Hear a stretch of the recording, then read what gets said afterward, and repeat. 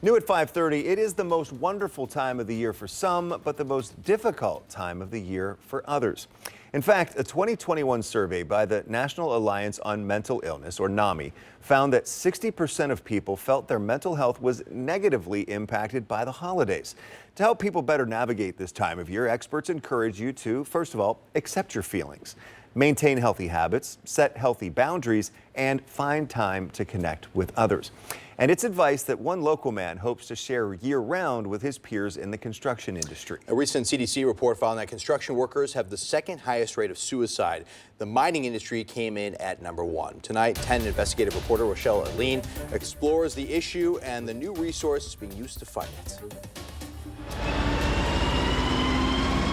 Amid the hustle and bustle, at this Columbus construction site, we learn of a silent crisis. According to the Ohio Suicide Prevention Foundation, construction workers have a suicide rate that's 4 times higher than the general population.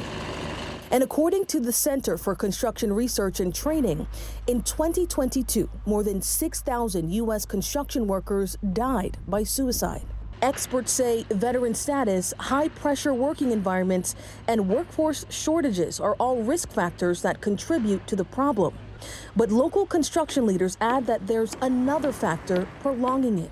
Do you find that there are any barriers or maybe like stigmas that might get in the way of addressing these things? I had a foreman who died by suicide about 3.5 years ago, and that really shook me to the core. So I let my guys know, hey, I'm open story that I'm your general foreman. I'm going to counseling for my mental health. So if I can do it and I'm telling you about it, you guys should be able to do it. And it's honesty, they say, is needed locally now more than ever.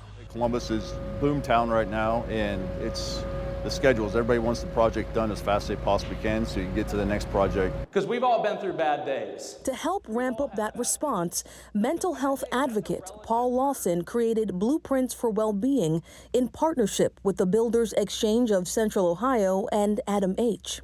The goal is to have honest, peer-to-peer conversations about mental health and maintaining healthy habits. Since launching in April, Lawson has spoken to hundreds of workers and helped advocate for resources.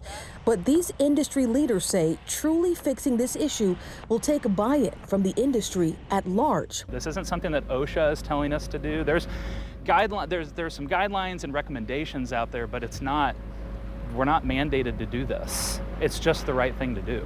And they add that they also need buy-in from the greater community as a whole. The guys that's building these buildings for you also have feelings and have everything that you have at home as well. So just a little compassion. In Columbus, Rochelle Aline, 10 TV News. If you or someone you know is struggling with their mental health, the Suicide Prevention Hotline is available 24/7. You could call or even text the number 988. And for links to those resources and others mentioned in Rochelle's story, head to 10tv.com.